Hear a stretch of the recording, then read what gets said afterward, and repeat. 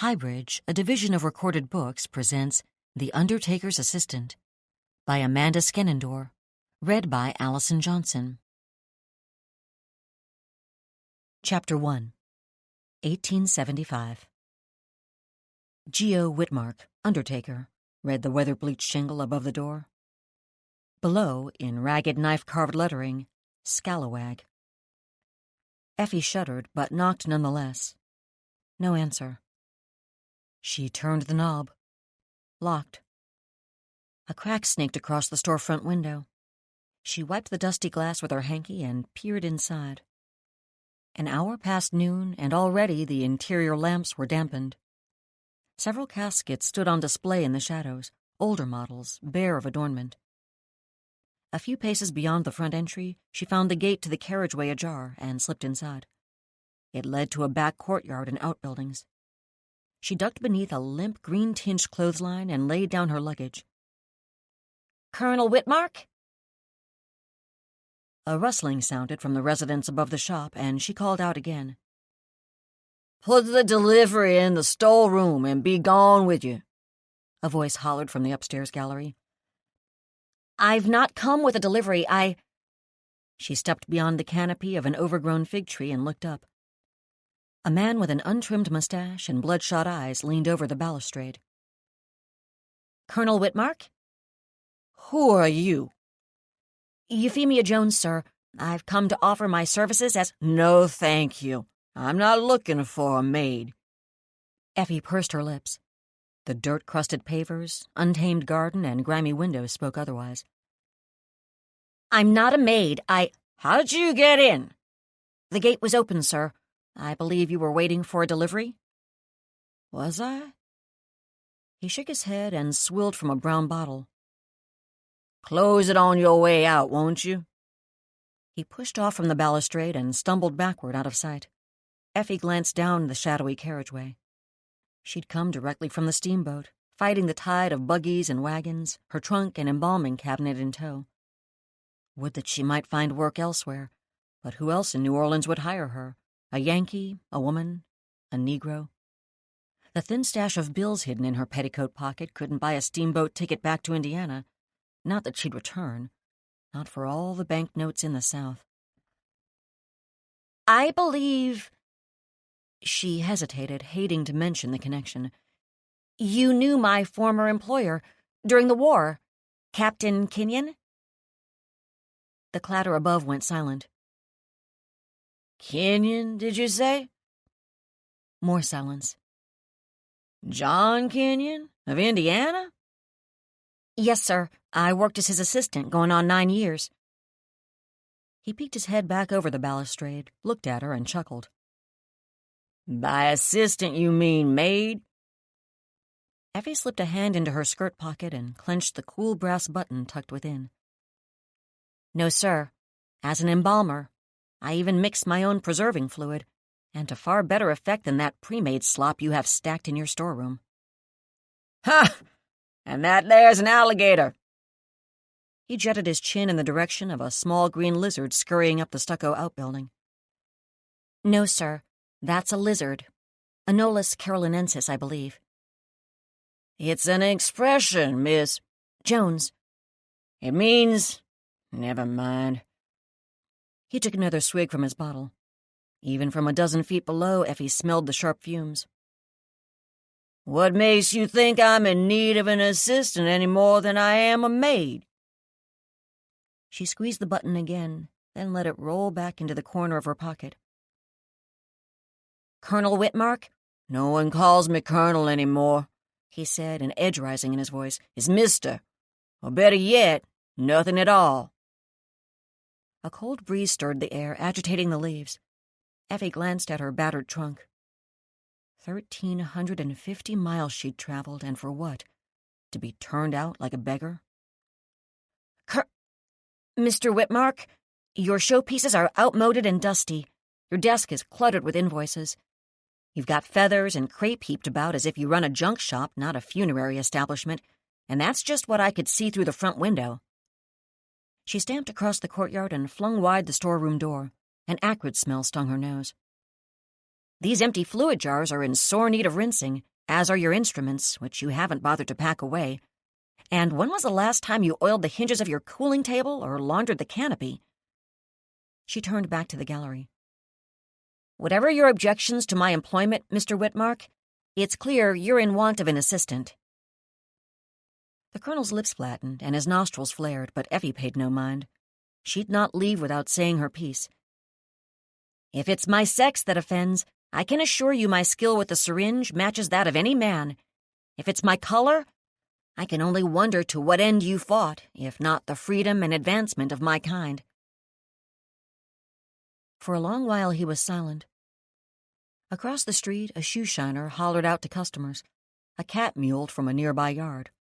Unlatched shutters knocked about in the breeze.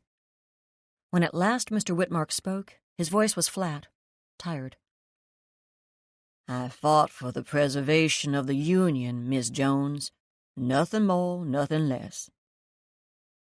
"I see."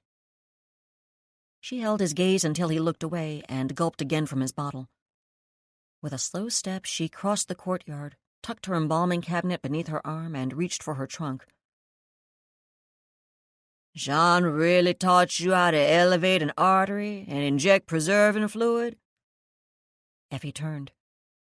"I can embalm any body you lay before me, Mr. Whitmark, start to finish." His gray eyes glinted. "This I have a mind to see." Winter's chill followed them from the shop to the morgue. Inside, overhead kerosene lamps cast a fickle glow on the rows of bodies laid out for recognition. Wooden blocks were wedged beneath their necks, keeping their faces upturned and visible. Their death day shirts and hats and petticoats hung limp from nearby hooks. Despite the dank air, Effie removed her coat. Neither Colonel Whitmark nor the bespectacled coroner offered to take it for her. Foolish to expect such consideration coming south. She hung her coat apart from the others on a rusty nail jutting from the plaster wall and followed the men across the morgue. They stopped before a body at the far end. Its purple-tinged arm lolled over the edge of the examination table. A grimy sheet covered its bulbous legs. "Have you an apron?" she asked. The coroner gaped a moment, then fetched her a balled-up wad of checkered linen. Stained, but seemingly laundered. Effie flapped open the apron, sending a whip-like snap echoing through the room. Gooseflesh prickled her skin, but surely that was just the cold.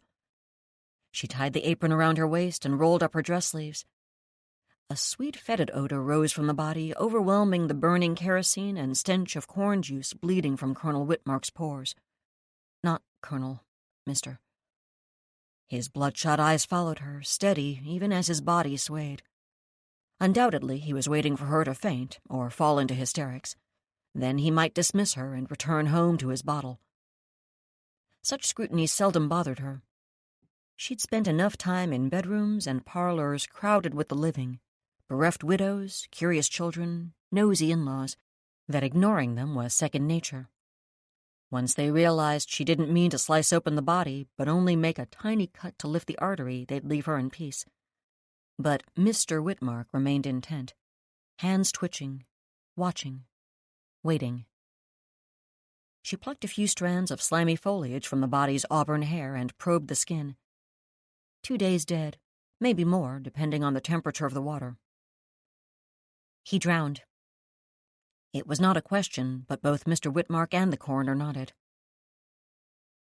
"Did you drain the water from the lungs and stomach?" she asked.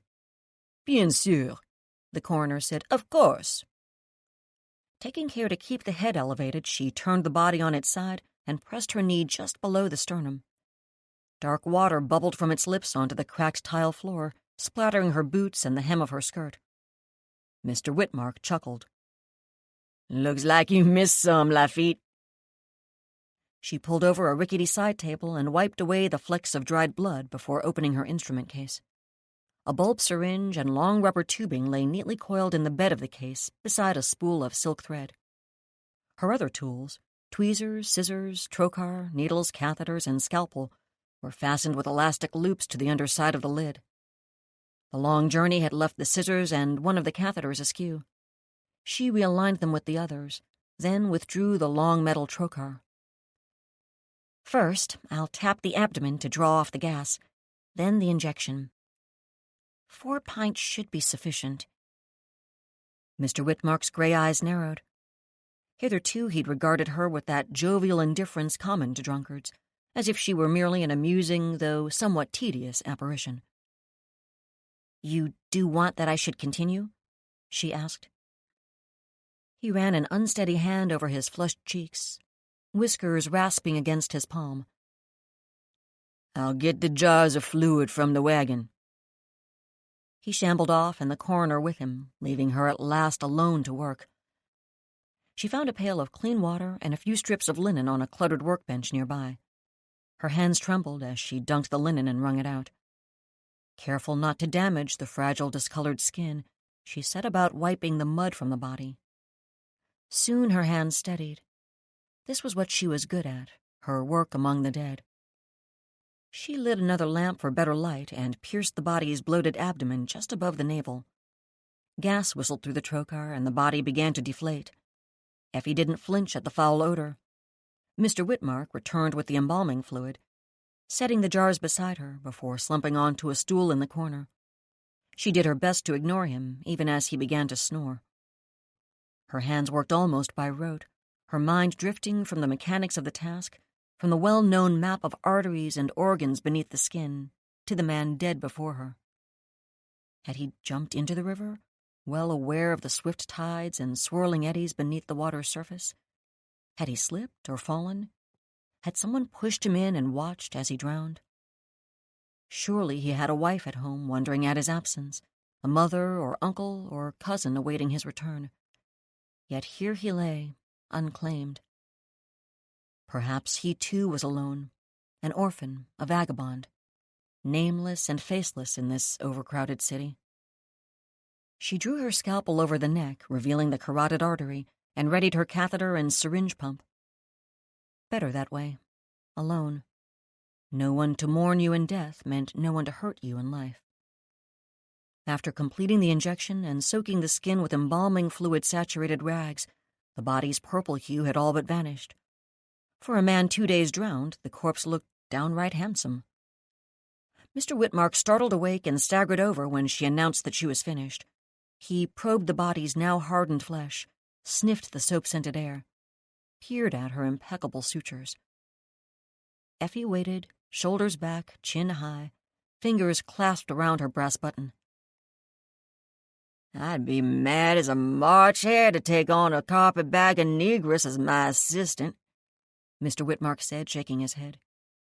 He poked a few more times at the body, then glanced at her. The set of his stubbled jaw softened. "Come by the shop tomorrow." Chapter 2. Dusk had just begun to settle on the city when Effie reached the shop. The smell of roasting duck perfumed the cool air. Firecrackers popped in the distance, and tin whistles crooned from the streets. In Indiana, Christmas Eve had been a stater affair. The festivities here in New Orleans, chief among them the noise, unnerved her. In the 3 weeks since Mr. Whitmark had hired her on, she'd come to know the American sector well. Newspaper Row on Camp Street, the Cotton District, still fledgling after the war and recent recession, the tiny Chinatown to the northwest, just beyond the commercial bustle. Immigrants crowded around the business district, Irishmen, Germans, Italians, living in run-down cottages or subdivided townhomes once occupied by Americans who'd since fled to the suburban reaches of the city. Her kind, the freedmen, lived back of town, where the city petered out to swampland. The French Quarter was different. Creoles of every color lived side by side. But Mr. Whitmark had few clients in that part of the city, and Effie had ventured past Canal Street only once to procure embalming chemicals from a pharmacist there. Work had been inconstant, a dribble of clients some days, none others. The first body they'd been called to, Mr. Whitmark embalmed entirely himself, lecturing her as he worked, as if she'd never seen a syringe pump or mixed a quart of preservative. His technique was solid, if a bit outdated, but his execution sloppy. He cut too large an incision, and his sutures ran uneven. His hand tottered as he worked, no doubt from the liquor. The next call, a man dead of apoplexy, began the same. Mr. Whitmark bid her stand aside and watch as he demonstrated how to puncture the heart. He'd been called away by the family before retrieving his trocar from the case, though. When he returned, Effie had already drained the right ventricle, injected fluid into the cavity, and cannulated the brachial artery. Thereafter, he'd left the embalming to her. Days when they hadn't had a case, he didn't wake till noon and retired before the bells of nearby St. Patrick's tolled 6, sooner if he found his bottle empty. While he slept, she dusted and polished and swept. She oiled the squeaky hinges about the shop, organized the storeroom, and righted his account books. She repainted the sign and sanded away the word scalawag. She sent for new catalogs from the casket makers.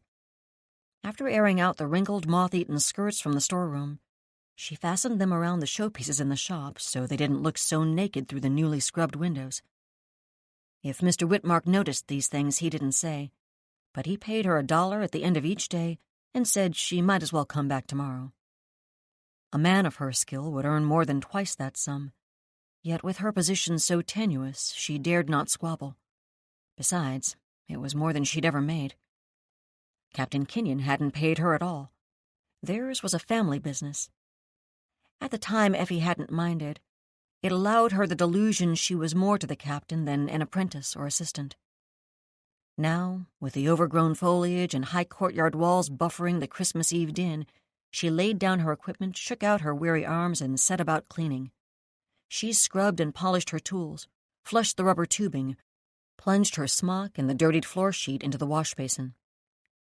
Christmas carols sounded from an open window a few buildings down, the accompanying piano slightly out of tune. The carolers seemed not to mind and sang on gaily, punctuating each song with laughter and applause. She raked the fabric over the washboard until her fingers were numb and every stain vanished, then cranked it through the wringer and draped it over the line. "That you, Effie?" Mr. Whitmark appeared on the gallery dressed in only his shirt sleeves and wrinkled trousers. "It's Christmas Eve. What are you still doing here?" She frowned. Wasn't that obvious? "I'm attending to the supplies." He shambled down the stairs. "This can wait. Go home. Celebrate." Home seemed too sentimental an appellation for the boarding house where she lodged. The roof was sound, the floorboards solid, the bed free of fleas, and the food palatable.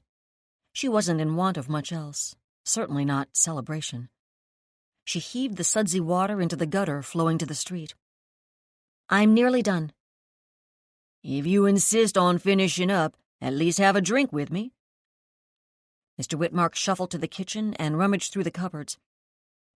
"I don't drink," she called, but he paid her no mind, returning with a bottle of brandy and tin cup. He handed her the cup, filled it halfway, then clanked it against the bottle in a toast. "Merry Christmas, Effie." She took a cautious sip.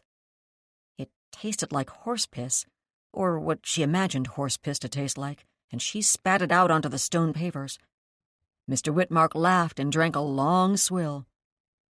"I gather John and the missus didn't drink." "Teetotalers," she said. Never mind the whiskey the captain kept tucked away in his study. "That doesn't surprise me." A firecracker popped from a neighboring courtyard. Mr. Whitmark flinched. "Blasted toys." The captain hated them, too. "You called him that? Captain?" He plopped into a creaky rocker. "Even as his ward?" Effie paused, then set to packing up the instruments she'd laid out to dry. What else should I have called him? "I don't know. Papa? Father? You were just a girl, weren't you, when he took you in?" Effie didn't know how old she'd been. 7, 8? Too young to remember much of what came before. And though he'd been the closest thing to a father she'd known, he'd never said she might call him Papa. "I called him Sir sometimes." Whitmark chuckled again. "He was a bit of a fussy fellow. So serious all the time. What did he do to send you running?" Her stomach clenched. "Nothing. Most Negroes with any money and a lick of sense are pulling up stakes these days and heading north. She took another sip of brandy, regretting it the moment the rancid liquor hit her tongue. Wanted to see the land where I was born. More than that, she'd wanted to find a place where she could blend in, disappear, belong, where people, well-meaning or not, wouldn't regard her as a specimen. But Mr. Whitmark seemed satisfied with her answer, for he leaned back in his chair and nodded. The wicker groaned beneath his weight, as if it had been decades since someone had last sat and rocked in it. This is where he found you?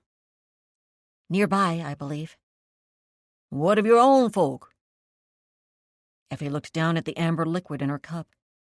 She hadn't any folk, any kin, any true family. None she could name or remember. I haven't much recollection before the war, sir. Don't you go calling me sir now, too. He took another drink from his bottle and stood swaying a moment before finding his balance. I have something for you. He fished in his trouser pocket and tossed her a small paperboard box. Merry Christmas. Effie held the box in her palm and examined it.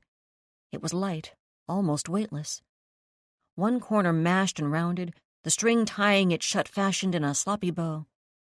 She glanced back at him. His hooded eyes glinted with a kindness she'd hitherto overlooked. Thank you. He flapped a hand, his cheeks flushing beyond their usual ruddiness. It's only a trifle. She set aside her cup and untied the bow. Inside was a large brass button with an embossed eagle in the center. In one talon it clutched 3 sharpened arrows, in the other an olive branch. I've seen the other buttons you keep tucked in your pocket and thought, well, you might like this one too. You didn't take this from your uniform, did you? Ain't doing nothing but gathering dust. Hell, I was surprised I still had the damn thing. Effie turned the button over in her hand, angled it toward the light. The years had tarnished it some, but otherwise it was unblemished. She closed her fingers around it and cradled it in her palm. It's beautiful. Like I said, it's nothing to me now. He drained half of the remaining brandy in his bottle with one guzzle. She winced, recalling all the bloated, jaundiced bodies she'd attended over the years. You ought to read Dr. Benner's report on diseases of the liver. He contends that hot climates and excessive consumption of spirits are chief among— I know what causes cirrhosis, Effie. Then why do you drink so much? He sighed and smiled at her. We all do things that aren't in our best interest. That's illogical. Maybe, but it's the only damn thing that separates us from the rest of the beasts of the world. She frowned. Mr. Darwin has posited we differ from animals in ways of degree, not kind. Mr. Whitmark threw up his arms, the remaining liquor sloshing against the sides of his bottle. I yield. Off with you. Surely you've better things to do on your Christmas Eve than debate naturalism with a surly old man like me. To the contrary, she quite liked the topic and hadn't any place more pressing to be, but she ventured not to say so. She stowed the button back in its box, closed the latches on her embalming cabinet, and grabbed her coat from the storeroom. Day after tomorrow, then? He nodded. You're an odd fish, Miss Jones, but a damn fine worker. Whatever your reasons for coming here, John was a fool to let you go. Merry Christmas, she said, glad he didn't pry further. Happy tidings to you and— yours, so went the saying, but he hadn't a wife or children or family of any kind as best she could tell. Same to you. She left through the carriageway and rambled down Carondelet Street in the opposite direction of her boarding house. The carolers from down the way had ceased their crooning, but an occasional peal of laughter still rang from the window. A group of young boys blaring their horns and whistles dashed past. An odd fish. Would she ever escape such a stigma?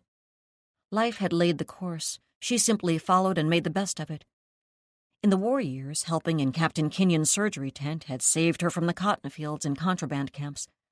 Her deft little fingers and quick step proved useful to a man already middle-aged and suffering from rheumatism. That, and she didn't recoil at the sight of blood. Only natural that when he took her north with him after the war, she'd continued as his assistant, even as he traded his surgeon's saw for an embalmer's syringe. Perhaps she was odd, but at least she had another day's promise of work. Most of the shops and businesses had closed early. Garlands of holly and evergreen decorated their darkened windows. The smell of baking bread and turtle soup set to simmer until after midnight mass made her stomach grumble, but she had little desire to turn around. The other lodgers at her boarding house, all maids in the big houses that lined St. Charles Street, would undoubtedly be in, chewing over the trivialities of their days. Her housemate's incessant conversation baffled Effie as much as the Christmas noise. As with most things, the Kenyons had been sparing with their words, leaving her unschooled in the art of chatter. The dead afforded no practice either. She wandered down Gravier Street toward the river. Carriages rolled past at frequent intervals, and small groups of revelers loped along the sidewalks. No, not sidewalks. Banquettes, they called them here. Ahead, in the distance, a train whistle blared. She walked, and daylight retreated. Fewer people passed by. The air turned smoky from the bonfires alight on the levee, welcoming Père Noël. Effie relished this sliver of time, when night had wrestled all but a few smudges of light from the sky, when families were home around their supper tables, and street urchins had returned to their dens, when no one yet thought to don their opera coat or leave the saloon, when the streets were entirely hers. She enjoyed the rhythmic clack of her boot heels upon the pavers, the cool air in her lungs, the scent of honeysuckle or wintersweet wafting from courtyards. In Indiana, spring alone hoarded such pleasures. She turned up Common Street to wend her way to the boarding house. This part of the city was unfamiliar to her. The lamplighters had yet to make their pass, leaving her to navigate by the pallid moonlight. Some ways on, a narrow two-story building flanked by a high brick wall caught her eye. Her feet faltered. The air no longer smelled of honeysuckle or smoke, but of dust and excrement. Her heart sped until she felt it like a paddle wheel against her breastbone. Curiosity propelled her from the banquette and across the street toward the building, even as her muscles tensed in protest. A cry rang out from behind the tall wall, high-pitched and plaintive. Had a woman made that noise? It came again, and Effie nearly retched. She stumbled forward and braced herself against the wall. The rough brick with its crumbling mortar felt familiar. Not familiar in the abstract. These bricks, and this smell, and that frightful sound. She'd been here before. A dark, crowded enclosure flashed in her mind. A short, bone-thin finger following the lines of mortar as if it were a maze. She felt the sensation of sweat trickling along her hairline, but when she brought her hand to her forehead, it was cool and dry. The stench of human shit and frying bacon filled her nose. A new sound came, grunting, and when she closed her eyes, shadowy figures shambled across the black backdrop of her lids. She pulled her hand away from the brick and tried to steady her breath. A few yards down, the wall gave way to a short stretch of rotting picket fence, offering her a glimpse into what lay behind the high wall. Effie stepped forward, rallied her courage, and took another step. The grunts and squeals grew louder. A shiver pricked its way across her skin. Ghosts didn't exist. She'd sat with death enough to know. But as she neared the opening and peeked into the blackness, certainty abandoned her. The smell rose even stronger here, and again her stomach heaved. Shapes took form in the darkness. She shuffled back from the pen and blinked. Pigs. Only pigs. Effie forced a laugh and turned back the way she'd come, her quick step and clammy palms betraying the calm she strived to muster. Ghosts. Monsters, how foolish. She pulled her coat tightly closed and headed home, keeping to well-lit and familiar streets. Her heart had not yet stilled by the time she reached the boarding house. She hesitated a moment on the porch, leaning against one of the colonnades and drawing in a succession of slow breaths. A residue of terror remained in her bones. Ridiculous, she told herself. Irrational, What harm could there possibly be in a dirty old pig yard? She pinned back her shoulders and went inside. A cacophony of chatter and music and clink